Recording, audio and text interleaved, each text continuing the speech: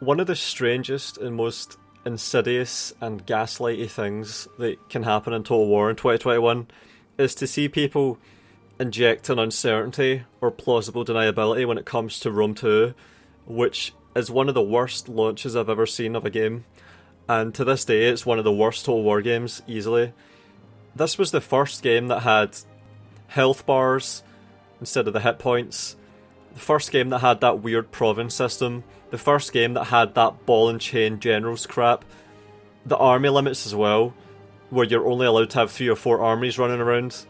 This game is just a combination of so much crap that hinders and impedes decent gameplay. And not just on the battle map, but also on the campaign map. It's everywhere. When you play this game, you're just butting heads non-stop with bullshit. This game, on its own, shows that historical versus fantasy is a fucking worthless, meaningless distinction that serves no purpose. It's just more bullshit. And we're in a situation in 2021 where you have YouTubers themselves lending confusion to the situation. I guarantee 5 years from now, you're still going to have YouTubers uploading videos about, is Rome 2 good now in 2026? Have they done it? Is Rome 2 fixed? Can Rome 2 be modded into being a good game? Was Rome 2 actually good all along? All of this absolute bollocks, this pointless grift, all because they know people will actually click on this fucking shit. And there's a thing that I've noticed about people that talk on forums about Rome 2 or Discord servers and YouTubers that upload videos about this subject. They always abstain from actually playing the game. They are extremely hands-off. People on Discord that type about this stuff are just typers that leave paragraphs, that just speculate about stuff. When YouTubers or streamers upload videos or streams about this game, they stick to playing YouTube's algorithm instead of the game. And when they do play the game, they stay away from the battles, because the battles suck. When the battles are meant to be the whole point of this, that's what these games are about. If the battles suck, the game is dead. So I'm gonna do something that never usually happens in Total War anymore. I'm gonna be actually playing the game. It's strange how there's such an aversion to actually playing the game. People love to talk about these games for their video essays and stuff, but they never actually play the game. I've never seen a community around a game, a scene on YouTube for a game, that is just so allergic to actually playing the game, that doesn't care whatsoever about actually being good at the game. How can you be invested in the future of a franchise, and if the games are going to be good in the future, if you don't even care if the games are good now because you don't even care about playing them? This is such an unhealthy, bizarre situation, and all along I've been doing everything I can to counteract that, and I'm going to do it again today, because I am just getting annoyed at seeing people speculate about Rome 2 maybe being good. Like, come on. If you don't know that Rome 2 is shit, you don't know anything about Total War. It's time to do a test now to show how this game works and clear this up as incisively as possible. This is going to be really similar to a test I've already done. So I'm going to be examining the core of the game. So I'm going to be playing Rome against Rome, and both armies are going to spend the same amount. We're going to be on medium funds. I'm going to bring some defensive infantry and some offensive infantry. They're both going to be shielded and sworded, and then on the other side I'm going to just spam the strongest unit of the same type. So I'm going to bring... No, we're going to get 1, 2, 3, 4, 5, 6 units of Praetorian Guard. Actually, no, I can't do that. So we're going to go 5 units, and then 870 left. Veteran Legionnaires. So we've got 1, 2, 3, 4, 5, 6 units of just really strong Roman infantry on the other side. With a general, because we have to do that. Can't start without a general on both sides. And then on this side, I'm going to bring... Alright, the most defensive unit is this one. They all have the same kind of stats. This is just how it works. The stats are just all tweaked. There's so many stats here. But if you were to sort the units in order of offensive to defensive, the Socii Extraordinarii would be the most robust. So I'm going to bring 3 of those. They've got 95 armor, which is the highest. That's even higher than the Praetorian Guards that cost almost twice as much. And they also have the highest amount of health at 65. So they have the highest armor and also the highest health, but they're not offensive. So we should be able to use these units defensively to get as much value out of them as possible. And if we do that well, we should win. And then we're going to get gladiators, because these have high attack. See how the stats completely change? All of these units are pretty much the same, with minor variations, but the gladiators are different. So we're going to have 8 of those. Actually, we're going to go with veteran legionnaires as well. There, so both sides have veteran legionnaires, 1 unit, but on the side of that, I've got defensive infantry and offensive infantry. I should be able to tactically overwhelm and overcome this dumb blob of expensive infantry that we outnumber massively. We should be able to do that. Going to be playing on very hard. This is a really solid, repeatable, empirical truth test to see if you can overcome the spreadsheeting, the statification, the stat reliance of this game that's intrinsic to its design, and also the difficulty of very hard, the fake difficulty modifiers, which is what you're going to be playing this game on. It's important that you do that. That's where the challenge of this game lies, and where the meaningful engagement occurs on the higher difficulties. So let's see if we can actually engage with this game in a meaningful way that's satisfying, robust, or if the game bullshits us and there's nothing we can do. Let's see what happens. 1, 2, 3, 4, 5, 6, 7 gladiators against 1, 2, 3, 4, 5, 6 legionnaires, and we also have a solid infantry core to absorb the aggression. Let's see how it goes. Alright, so I've got a specialised army against a dumb blob that's buffed by fake difficulty modifiers. So let's see how this goes. I'm going to make a solid wall with my defensive infantry, of course, and they're going to be playing defensively, as they should be. Going to have a group on the left of gladiators, a group on the right. Only going to break out and flank when it's safe, when they're fully engaged, and I have a perfect opportunity for hammer and anvil. So I'm going to be holding my line, standing my ground, and then I'm going to take the hammer and anvil. So I'm going to try and get perfect hammer and anvil charges. So they're going to get enveloped, they're going to be completely surrounded, and it should just be a hopeless fight for them, where everything is going against them. They've got defensive infantry in front of them that they're just stabbing ineffectively. They've got potent offensive gladiators charging them from behind. That's the plan, and if I do that, we should win this easily. This should be devastating for them. Let's see how this goes. It shouldn't matter that they have all of these numbers that are really high. It shouldn't matter that they're buffed by fake difficulty from playing on very hard. That should not matter. Alright, we're about to clash. We've thrown our Pila. Lines are about to clash. Shitty camera. God damn. Alright, we're engaged. We are getting engaged. Time to get around. Battle rhythm. Don't know what that is. Gonna just fire off anyway. Alright, time to get around. Gonna start micromanaging them individually and try and get perfect flanks going. Let's go, get around, try and get these units to the middle as quickly as possible.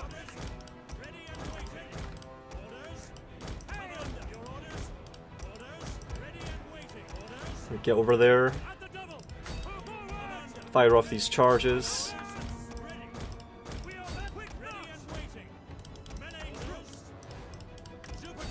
Now this one will be a little bit late, but these should be some really solid envelopments. We're getting them. We're over half strength on every unit, so we're taking losses very quickly. Hopefully they are as well. It would be absurd if they were not taking massive losses. And I see a charge that I can get over there. Bullshit. They're completely enveloped. How the fuck are we wavering and they're not? Look at that, I've got them totally surrounded. Every unit is surrounded. And I did that when we were above half strength on every unit. This unit of gladiators has lost 30 to kill 15. Amazing. Our men flee the field of battle. Alright, I've broken in the left here. Our general is under attack. And they're throwing Pila at my general while they're getting stabbed in the behind by gladiators. Wow. Got to pin them now with the general. This is ridiculous. That charge did nothing, killed one guy.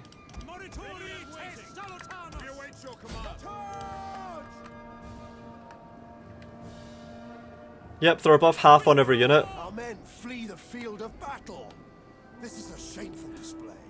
They're above half on every unit, above 2/3 on almost every unit at this point, and our line's broken. We've only got the gladiators left.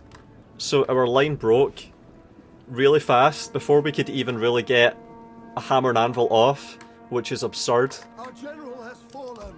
General killed 6 guys before he died, which is pathetic. Absolutely pathetic. They charged their general right into the fight as well. So they used their general way more offensively than I did, and mine died. Because guess what? Our general was fighting Praetorian Guard. Even though he charged them in the back. Flee the field of battle. This is a shameful display. Veteran Legionnaires here are still alive somehow. How did they get out of the fight? How did they last this long? Ugh. That shows it. And look at that, we got absolutely destroyed. We killed 290, which is 2 units pretty much. They killed 637, even though we had a much more favourable fight. So we killed barely a third, whereas they massacred our army, killed more than half of it, to lose barely a third. Look at these units. All of these units were completely enveloped. This one took almost no damage and killed 140. This one took almost no damage, killed 100. Even the veteran legionnaires on their side looks to be in quite decent shape. Look at this, it's ridiculous. So that just shows that even if you spend money in a way that specialises, so you try and get units that are differentiated and use them in intelligent ways, and do the most basic tactics of surround, charge in the back while you pin, hammer and anvil. This is why people like Prince of Macedon say that these games are just blobs, because if you can't even flank and charge them in the back, there isn't a front of the unit, there isn't a back of the unit. The unit is just a blob that moves around. So that is a complete fail. We should have won that easily. We should have absolutely destroyed those units. They all should have just chain routed as soon as we flanked them and hit them in the back like that. It didn't happen whatsoever. Of course. Fuck Rome 2. And I can make this even better. So not only can I do a test on Rome 2 itself and show how this game is just ridiculous and plays terribly, but I can show something that plays well in almost exactly the same circumstance. Let's go. Time for the bonus round, and oh man, isn't it always just a good feeling to be back on this better soundtrack. Alright, so we're going to be doing Julia against Brutii, and I'm going to bring 4 units of early legionary cohorts because their attack value is less than half of their defense value. 4 of those, 240 men in each one, and then we're going to bring 7 units of gladiators. So we're replicating almost perfectly, unit for unit, what we brought in the Rome 2 video. And it's good because those units function in almost exactly the same ways. One has a very low proportion of attack to defense, a low ratio, which means that its robustness is a much higher proportion of its value, its utility on the field. 240 men with 22 defense. That means it's a very robust unit. Going to stretch it into a long line, put it into guard mode, and enable fire at will. I'm commentating this after the fact, I should say. And then we're going to have 4 units of gladiators on the left, 3 on the right. We've got 11 units of urbans on the other side. So we've spent all of their money on urbans, and then a tiny bit that's left goes to principes, and look at that. We even have functioning groups in this game. And that's why I'm not on the remaster, that's part of it, because I managed to get a good keybind system set up already for this game, and I don't need to fuck around trying to get one out of Rome Remastered with its shitty locked keybinds. And I should say already, it's already way more interesting because they don't just make a double line and charge in, they make a wide frontage and they actually pursue along your entire front. They search and destroy, they seek out units. So I need to be careful here, but at the same time I can play around that, I can use that, I can utilise that somewhat, because I can have units of fast moving gladiators, relatively fast moving, very good stamina, running off, doing their own thing, taking units out of the fight, maybe even pulling the army apart to make openings. So already this is way more interesting and there's way more that I can do. Because there's an AI here that's more dynamic and is more unpredictable, and it reacts to what you've actually put in front of it more appropriately and flexibly. Already possibilities are unfolding in front of me for the battle, because look at that, they're taking their own targets, they're seeing off flankers, look at that, they're trying to prevent the flank, they're seeing them off. In Rome 2, you just wait until all their units commit, which they do immediately, and then flank with everything and get a perfect envelopment with no effort. It gives it to you for free, the perfect envelopment, and it doesn't mean anything. Whereas on this game you have to actually earn it, and that's what I'm doing here, and that's what I should want. I should want to have to earn the flank, so I'm doing it now with micromanagement. I'm looking for gaps, I'm taking charges, I'm trying to keep myself aware of threats. See that? I don't take that charge, I run away from it, I'm not interested in that, it's not a good charge, I reject it. And then over here, I see a gap in the line and I'm going to charge through that, and I'm going to try and get some flanks that way. And I can do that because I've stretched my line really wide, my infantry line is really stretched. See how this is just 100 times more fucking interesting than the Rome 2 fight already? You can replicate this yourself, and this is what will happen every time if you know what you're doing. This is how the fight will progress. You'll stretch out your first legionary cohorts like this. They'll be the units that you pick, and you'll realise that you should stretch them out, and you'll do exactly the same thing, and the fight will progress in much the same way.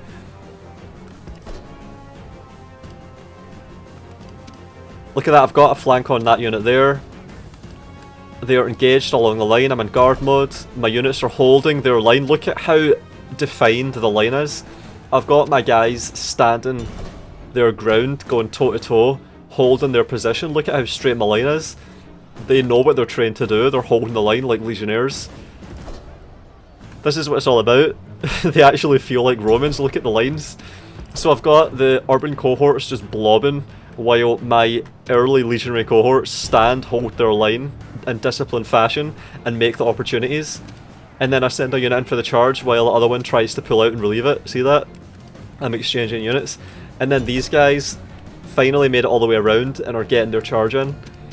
I've got some nice envelopments going and I'm trying to break them from the ends. It's a lot easier to get a chain route or to achieve routes or breaks if you do it from the sides, because you have much more morale malices in your favour. That's irrelevant in Rome 2 because nothing fucking routes ever. You can route urban cohorts in this game by just flanking them perfectly and getting devastating charges into them with timing. Can't do that in Rome 2. That's just not how the game works. Look at that, urban cohorts breaking, the strongest unit in the game has just broken and we're early in the fight. Look at that chain route, see how it's going along the line? How satisfying is that? When do you ever see that in a game like Rome 2? Do you ever get chain routes in Rome 2? This is one of the hallmarks of a good Total War game. Fucking morale being relevant. Morale appearing in the fight. Affecting the way the fight goes. And now I can have some sequential decision making and actions happening across the line.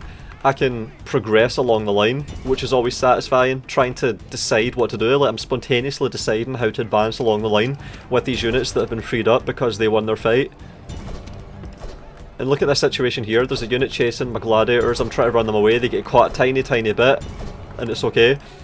And now I'm trying to just come into them from the flanks. They've been chasing routers, which they shouldn't have done. Maybe that was the charging without orders that made them do that. I could have used them in the fight here, god damn. So if I lose this, maybe I threw it and it was my fault if I lose this, if I should lose it. Trying to get all these units committed in intelligent ways now, trying to get as many flanking opportunities as I can. See how this is just a much more complex, rich fight? Even if you were to try and force something almost exactly like this to happen by having 12 units on each side in Rome 2, which maybe you could do, it would not ever look like this, it would not ever be interesting and engaging like this. There's a unit of urban cohorts wavering. I'm going to get my rear charges here. Look at these rear charges coming together. Look at these fights resolving themselves in my favour thanks to having perfect flanks, perfect envelopments. This is what it's all about. Look at these gladiators doing exactly what I intended them to do. If you get a perfect flank in this game, you can break units. We all know what it looks like to have a unit of hoplites break because they get hit in the back by Hastati. We all know what it looks like and how satisfying it is to have those long spears, those pikes, be defeated by positioning. That's what it's all about. This is such a close fight though still. Even though I've broken these really strong units, it's still really close. Look at me jostling for positions here. Look at how much I'm into this and trying to make the most of it. Look at these urbans here, a big blob of urbans, and that's the general. And I need to get a perfect charge to try and break him as soon as possible. I'm actually going for the general snipe now, I remember thinking that at the time. I need to kill this general. The unit beside him's broken, he's shaking. I really want him to break. This is still so close, and then I've got a unit of gladiators here that are cut off in a fair fight with no support. So I'm going to be the one to get flanked by the AI. Look at this. Look at these predicaments I'm finding myself in. There was no possibility of me getting flanked in that video in round 2, that fight in round 2. Alright, so there's a unit broken in there fighting to the death. There's something that's disappeared as well, fighting to the death. I try and get the counter charge while they're engaged to get one last charge out of them. One last bit of damage. And yeah, they are fighting to the death in there. This is so close. Look how close this is. One of my units broke. The general is somewhat steadied. This is a really gritty fight. I could have won this more cleanly. I could have had this by now, I think. But my positioning was a little bit off at a few points. But I could have won this by now, I think. It's definitely possible to win this. But it isn't apparent that it's possible to win that fight in round 2. So if anyone thinks they can do it, go ahead and do it and prove me wrong. Don't know how you would do it. Right, here we go. They're starting to break and the general is wavering. Let's see, is this it? Did I pull this off? Because we're looking a bit thin. We've only got a few units left. There's the general routing. I turn them around to meet them. Meanwhile, I'm trying to kill the general. I'm trying to throw every man at him. He's routing, and he goes down. There we go. And then we've got one solid unit here that's wavering. 87 men. It was wavering. So I need to start separating these units now. I need to get some shape back. I need to be commanding these units individually, giving them tasks to make the most of them. To get some tactics going. So I'm separating them. In round 2 you wouldn't have any incentive to do that because all that matters is that they're engaged, so you would just blob in. It doesn't matter if you flank units in round 2, not really. But in this game, a unit with 20 men in it can be all the difference in a fight because it can precipitate a chain route. And that's what's about to happen there. See that forward unit with 20 men that's charging at the back of that unit of... Yeah, I made them route. See that? I flanked. I had a flank there. So I'm going to tell them to keep going. And I'm going to get further flanking positions on these units. Yeah, I'm splitting everything up. I'm taking good positions now. And I'm getting the flanking morale malices. Positioning is everything in a fight like this. They're going to rout if I just position this perfectly and time it well. Yep. See that? That's them, I think. And then that should be it once that unit goes. I've done it. The enemy show their true virtue. They are not soldiers, only frightened rabbits running from our men. So never let it be said A day of victory that Rome Total War is not a good Total War game. Because it's one of the best. And it's just obvious if you evaluate these games properly. On the other hand, Rome 2, after 20 patches, plays like shit. And all you have to do is launch a battle and you can see it. It's right in front of you.